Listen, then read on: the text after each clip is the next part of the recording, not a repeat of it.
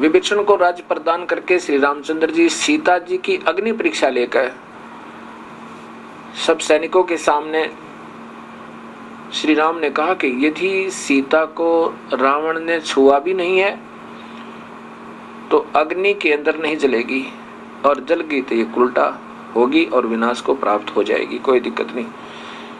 ऐसा ही अग्नि के अंदर सीता को बैठाया गया।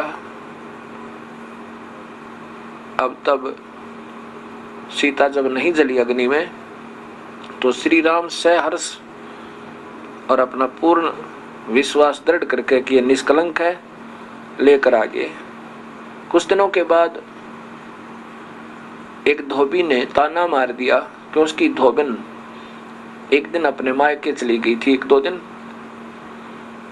और वापस आई तब उसको कूट रहा था रात्रि ने कि मैं इस दशरथ पुत्र रामचंद्र जैसा नहीं हूं जिसकी पत्नी 12 वर्ष रावण की कैद में रही और फिर घर पर रख लिया।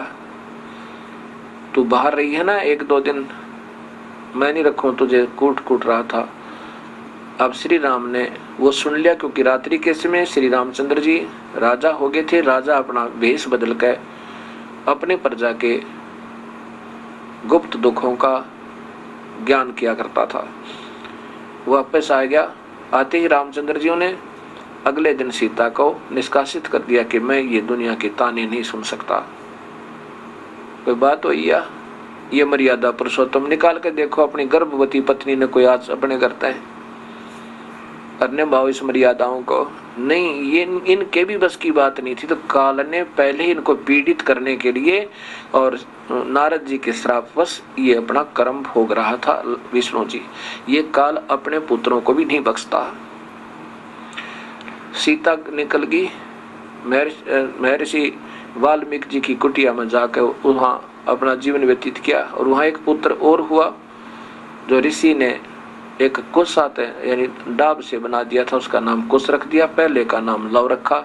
लव और कुश नाम के 2 पुत्रों को लेकर के उनका पालन पोषण करती हुई तो वो जवान हुए, और अंतिम सांस तक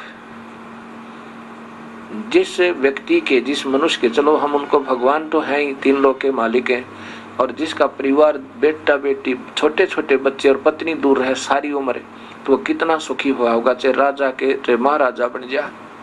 एक अयोध्या का छोटे से टुकड़े का राजा था वो श्री रामचंद्र जी। और फिर जो उसके अपने बच्चे तो घर नहीं, अपना तो परिवार बर्बाद, और दुनिया की मर्यादा और पालन पोषण करे। अब ये नहीं कि श्री राम बुरे थे, उनकी आत्मा बहुत भी नम्र थी, लेकिन वो काल के वश हैं। ये काल ऐसे नचा रहा है, इनका पहले ही प्रारंभ ज्यों का ही तो लिखा हुआ था, इसमें कोई फेर बदल नहीं होगा उसका। और अंतिम सांस में भी इनका मिलन नहीं हुआ, ना सीता का मिलन हुआ और ना ही अपने पुत्रों का। वापस आकर के सरयू नदी में श्री राम ने छलांग लगा के और अपना शरीर पूरा किया। ये काल के पुत्रों का और यहाँ के भगवान जो समर्थ अवतारों का ये हाल देखो। ये कबीर साहब बताना चाहते हैं कि ये परमेश्वर पूर्ण ब्रह्म कबीर साहब के चरणों में आकर ही ये जीव का उद्धार हो सकता है।